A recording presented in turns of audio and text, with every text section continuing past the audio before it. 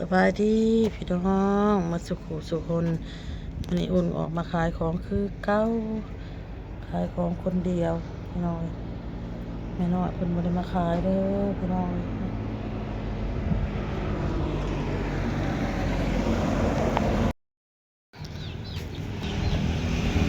พี่น้องอุ่นก็ออกมาขายของคือเก้าเด้อพี่น้องเด้อ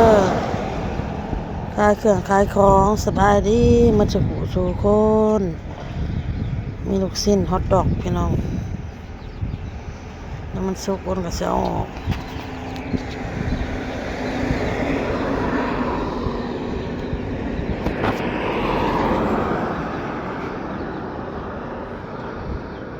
สุกเอาออกพี่น้องขายผู้เดียวคือเก่ามื้อนี้แม่น้อยเพิ่นบ่มามื้อนี้เพิ่นไปวันไม่ยิ่งไปเล่นพี่น้องเอ้ยไปกินซุ่มกินแซวกันอยู่เพื่อนไปลมพุ่นแหละเนาะพี่น้องเนาะอ้นก็ออกมาขายเครื่องคนเดียวพี่น้องเอ้ยตามทีมอ้นก็เลี้ยวย่างลูกศอกลูกชิ้นแล้วกันแล้วก็ย่างตัวนี้ต่อเนาะย่างหัวใจแล้วจะเข้าไปเอาอันกระโตกเพราะว่าอ้นบ่ได้ถือมื้อนำเด้อ้นปะไว้อยู่นี่เนาะพี่น้องเพิ่นก็ใส่อันหลอกหัวไว้พี่น้องเอ้ยหลอกหัวเข้าบ่ได้พี่น้องใส่นี่แหละพี่น้องเอ้ยปะไว้ในเล็กปิ้ง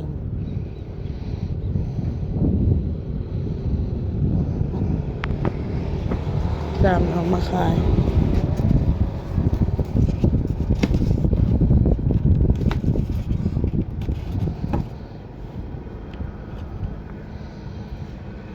อ้นเฮ็ดใหม่ให้พี่น้องเอ้ยนี่ก็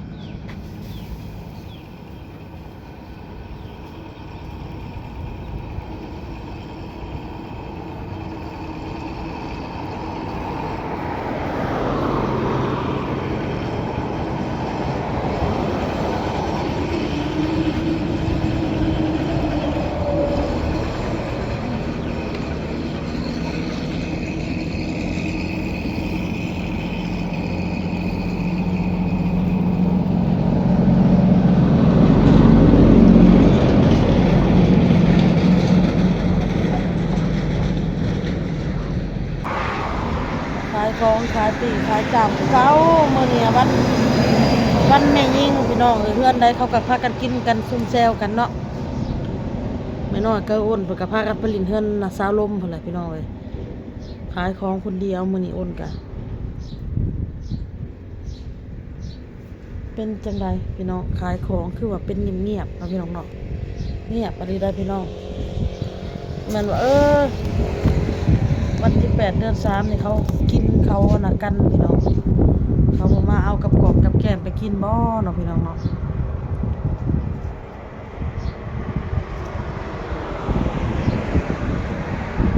รถก็เที่ยวทางวัน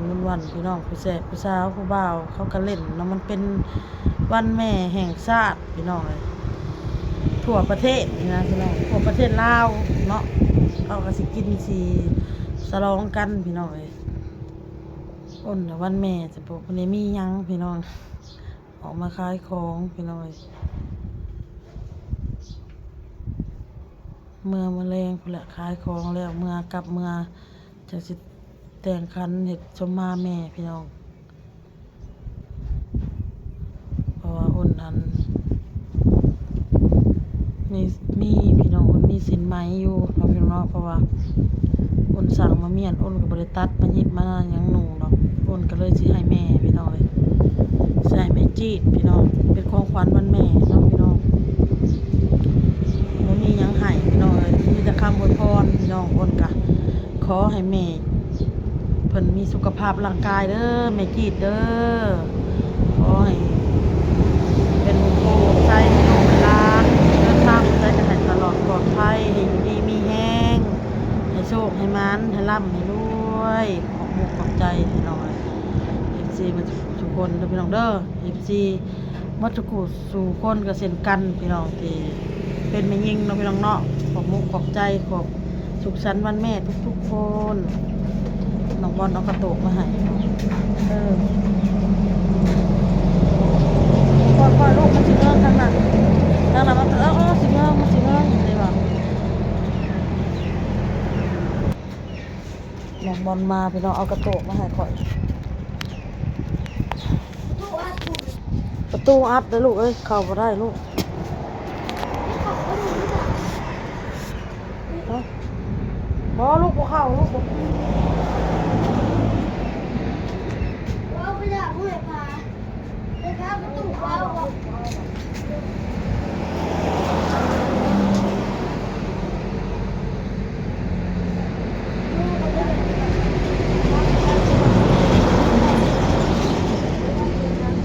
มีตำกับพุ่น กำลังตำบ่เข้าตำพูดเลยลูก มีตำกับน้ำพริกมีใส่แล้ว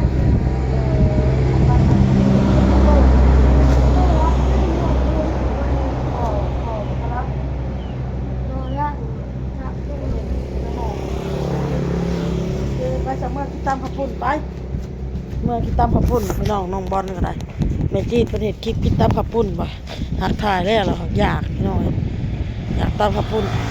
ยินแม่จีดแล้วจมอยากตะวันนี่พี่น้องเลยอ้นกับไม่ได้ลงตลาดไม่ได้ไปซื้อเนาะไปตลาดเมื่อเช้านี่ก็อ้นก็เลยซื้อมา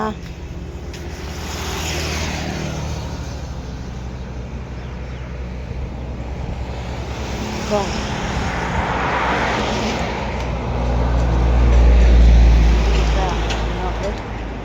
ขายเติมทานก่อนพี่น้องเติมทานก่อน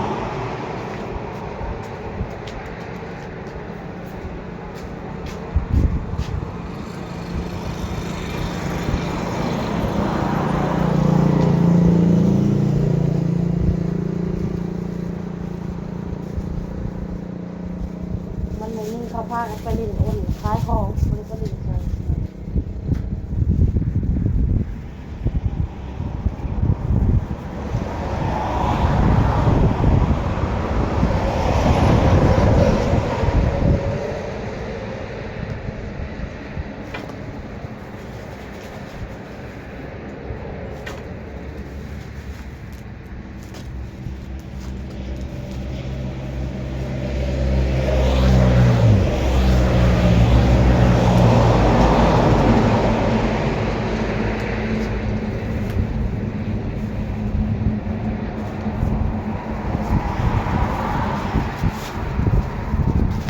ไฟ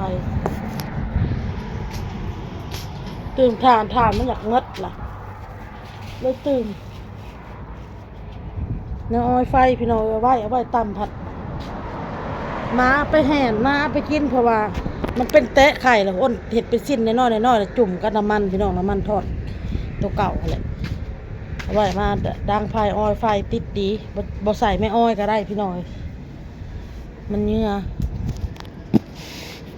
พายกับปุนวันพากับปลินพี่น้องเลยแต่ผมมีคนแวะซื้อเนาะวันกายทางแต่ไม่มีใครจอดซื้อเลยหลังไปขายไปไปแหละขำมืดตื่นตาไปเลยจึงสิเก็บของเขาพี่น้อย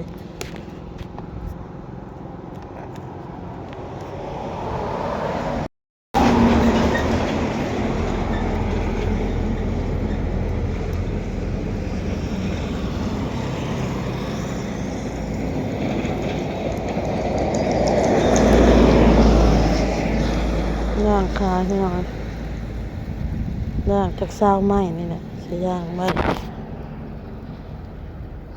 ย่างจาก20 ไม้น้องพี่น้องเนาะมีคนมาซื้อเอาออกไปแล้วเขาถึงสิย่างเติมอีกไม้ละ5,000พี่น้องโอนขายไม้ละ10 บาท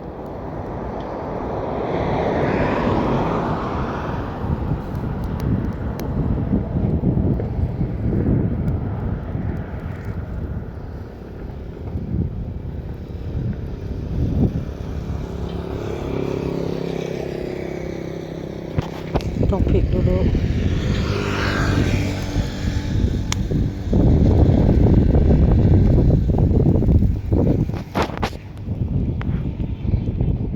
แอบพี่น้อง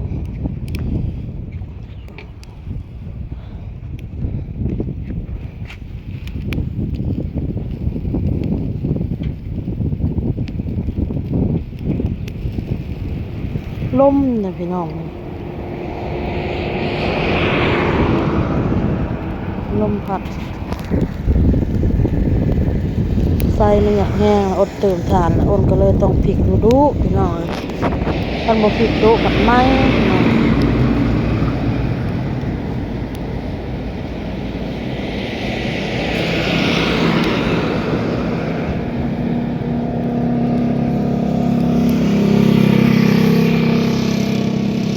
กายทางไปกายทางมาวันเนาะพี่น้องเอ้ยคลิปนี้อ้นกับศิลาก่อนพี่น้องพ่อก็คลิปหน้าจ้าพี่น้องเอ้ยขอบมกขอบใจ FC มาทุกคนทุกคนเด้อที่เข้ามารับชมรับฟังพี่น้องเอ้ยลาไปก่อนพี่น้องพ่อกับคลิปหน้าจ้าบ๊ายบาย